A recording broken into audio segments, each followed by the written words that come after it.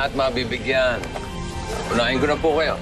Thank you very much po. Wala po Napakabait talaga niya ni Sir Moises, no? Oo nga, anak.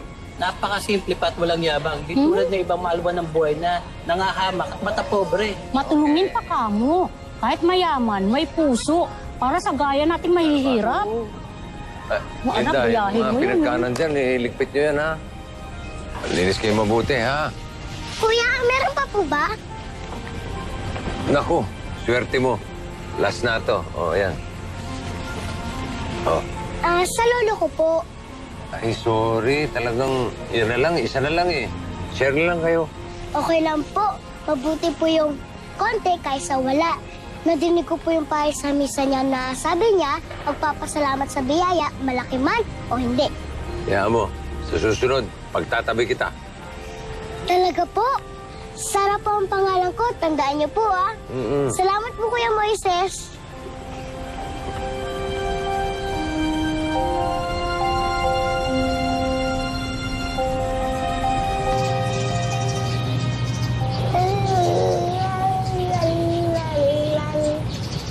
Tara na, look.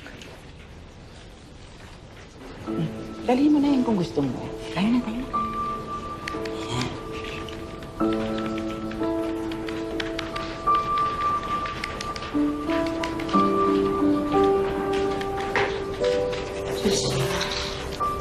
Pwede ba sa susunod, huwag niyong isinasabay sa akin yung bata pag kumakain ako, ha? Kasi nag-iingay lang, eh. Hindi ako makapagtrabaho na maayos.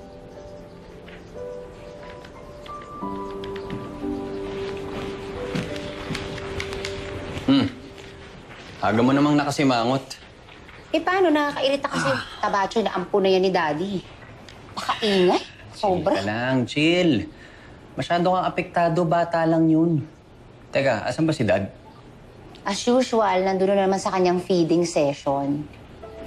Wala pa kasing sagot tungkol dun sa hinihingi kong bagong kotse. Eh, ako nga hindi pa niya binibigay yung allowance ko, eh. Alam mo, parang mas inuuna pa niya ibang tao kaysa sa atin, eh. Ewan ko ba dyan kay Dad? Parang wala na lang alam gawin kundi magpakain sa kalye. Hindi ko na nga maintindihan kung ano pa napapala niya dyan, eh. Hay nako, alam mo, parang gusto niya yatang daigin yung mga santo, eh. Para lang dyan sa pagiging dedicated niya sa kanyang charity. Oh, saan ka pupunta? Wala na akong gana.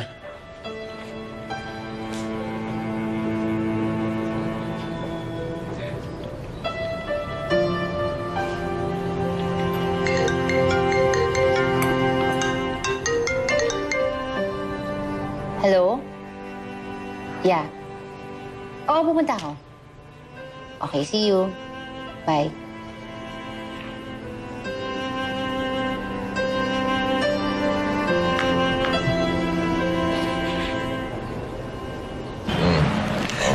Ingatan nyo yan, ha?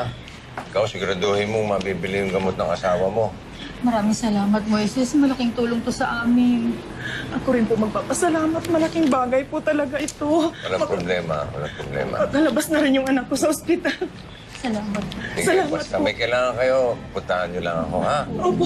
Sige ingat po, kayo. tutuloy na po kami. Ay, sir. Manang, Dumating nga palang isang kasosyo mo kanina.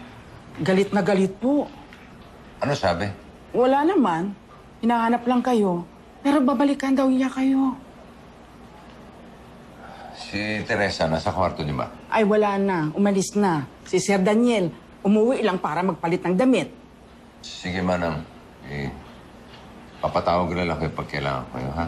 Eh, sige po, sir.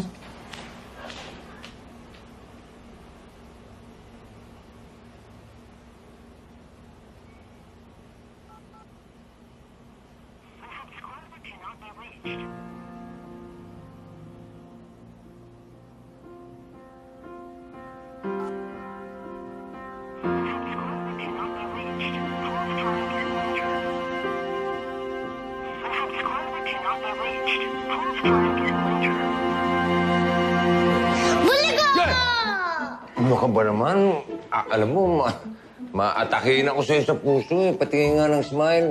Smile, smile, smile. Wow, talagang ganda ng bunging teeth. Di ako sa balay. Kay gimingaw na hunit o kamay. Ayaw na pagdugay-dugay. Pagdali na ganikay. Ganahan ko kitang duha, diri mo pa huway. Nagsakit ang akong duga. Ang galing mo talagang kumanta, Luke. Alam mo, nakakaalis ka talaga ng pagod.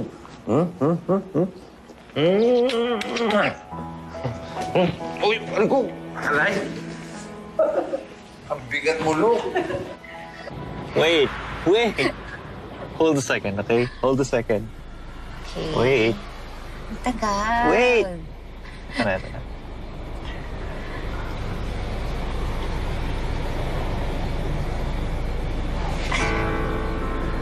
Okay.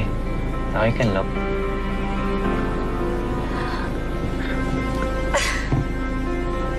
Mr. Raimundo, will you marry me? Yes! Of course, yes! Alam mo, you really know how to please me. Hindi katulad ni Daddy na parang nagkukuripot na sa amin ngayon. Really? Ang laki kaya nakita ng networking company niya. Yeah, right. Pero alam mo, ayoko na nga isipin eh. At saka huwag na lang natin pag-usapan kasi nakakasira lang ng mood. Kaya nga dapat ang ginagawa natin, nagsiselebrate na lang tayo. Treat ko. Anong deal? Okay.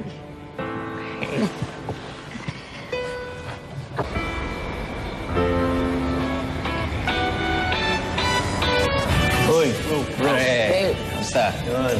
Oh, Daniel, akala ko Indianin mo na kami. Ako pa, marunong akong tumupad sa usapan, ha? O teka, baka sabihin nyo, hindi kayo malakas sa akin. Sa pang round, direksyon ni... Wow, salamat. Ay, ganyan talaga pag big time ang airpods, bro. Ngayon ka lang ba na-inform? Huli ka na sa balita, no? Sige, basta inom lang kayo ng inom, ha? Ako sagot ng lahat niyan. Cheers, pare. O, teka, wala niyo siya. Sige. Sir, sa pang round, ha? Sige lang.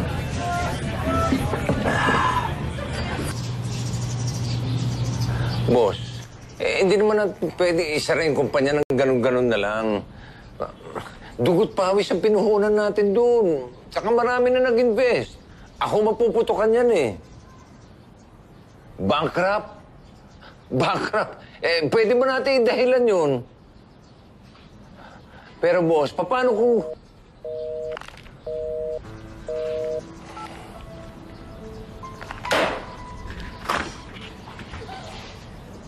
Sir, handa na po sila.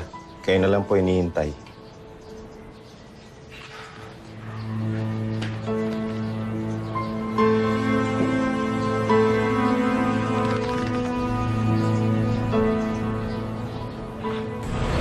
Bata, kilala mo ba si Sarah? Opo, kasama ko po nangangalakal yun. Alam mo ba kung nasan siya? Hindi po eh, pero nadinig ko po sa tambakan, hinahanap niya yung lolo niya. Bakit daw? Hindi ko po alam. Sige po. Salamat, ha? Pa.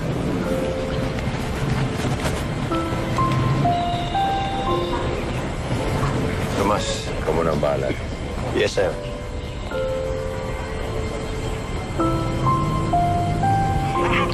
Cannot be reached. Please try again later. The subscriber cannot be reached. Please try again later.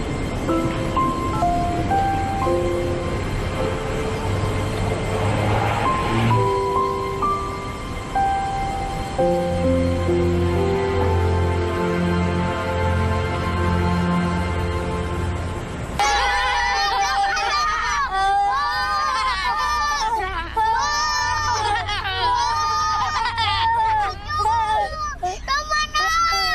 Wag! Hoy! Hoy! Ano yan? Anong ginagawa niyo? Bakit? Ano nangyari? Ha? Inaaway po nila ako. Kasi sabi nila, inagawan ko daw sila ng tulugan. Kasi naman, bakit dito ka natutulog sa labas? Asan ba lolo mo? Nawawala po si Lolo. Di ko po alam kung nasan na siya. Tulungan niyo po ako. Sige. Tutulungan kita. Pero mabuti pa. Umuwi ka na muna, ha? Wala naman po akong uuwian. Dito lang po kami sa kalsada ni Lolo natutulog. Gusto mo ba sa amin ka na muna pasamantala?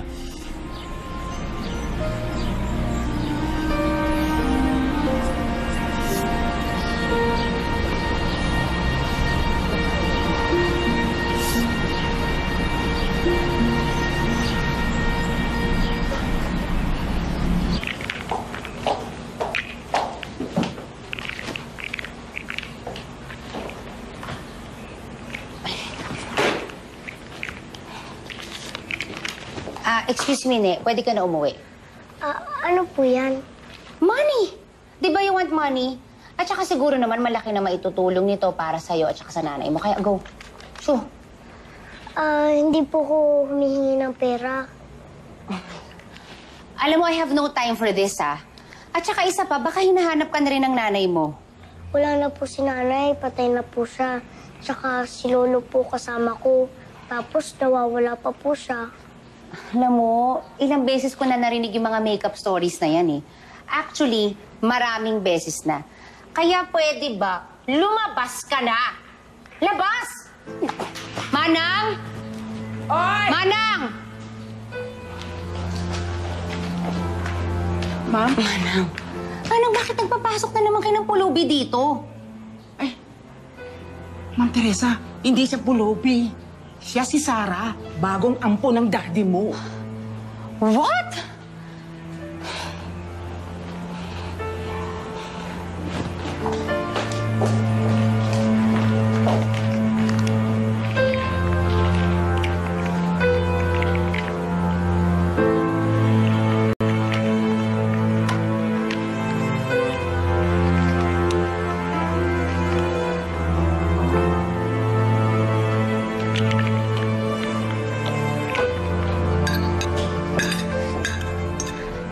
Daniel, we need to talk.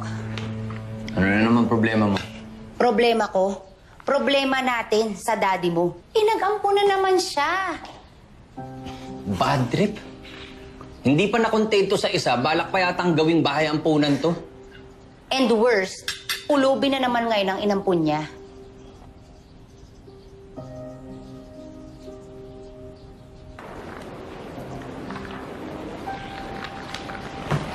Daddy? Oh. May kailangan mo kayo? Dad, kayo dapat ang mag-explain. Nag-adapt na naman daw kayo ng pulubi. Ikaw naman, Daniel. Makapagsalita ka, parang bagay lang sa'yo, pinupulot. Tao rin sila, gaya natin. Inuwi ko pa samantala si Sarah dahil nawawala yung lolo niya. Walang mag-aalaga sa kanya. Pero Dad, she's not even your responsibility. Hindi niyo nga kadugo yan eh. Kailangan ba kadugo o karelasyon ang taong dapat tulungan?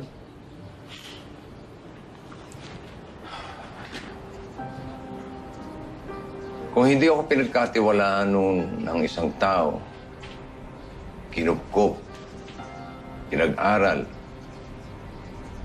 sa tingin niyo ba, makakamit ko lahat ng ito? Tumatanaw lang ako ng utang na loob sa pamamagitan ng pagtulong sa kapwa. Pero Dad, ano man lang yung in-inform nyo kami bago kayo nag-decide? Parati naman kayo wala eh. Hindi naman tayo nag-aabot. Hindi naman kayo sumasagot pag tinatawagan. Mabuti na yung may kasama ako rito ng ibang tao kapag wala kayo. Sa bagay, siguro dapat masanay na tayo. Di ba when he brought Luke here, wala rin naman tayong nagawa eh. Buo na ang desisyon ko. Dito na muna mananatili si Sarah habang walang DSWD o kamag-anak na kumukuha sa kanya. Bukas ang bahay na ito sa lahat ng taong nangangailangan.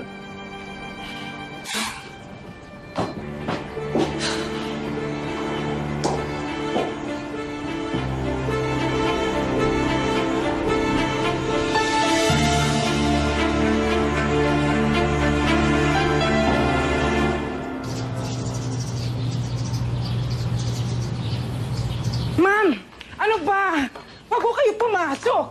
Ma'am, ano ba? Naku, sir, pasensya. Nagpumilit pumasok eh. Sige naman, ako nang bahala.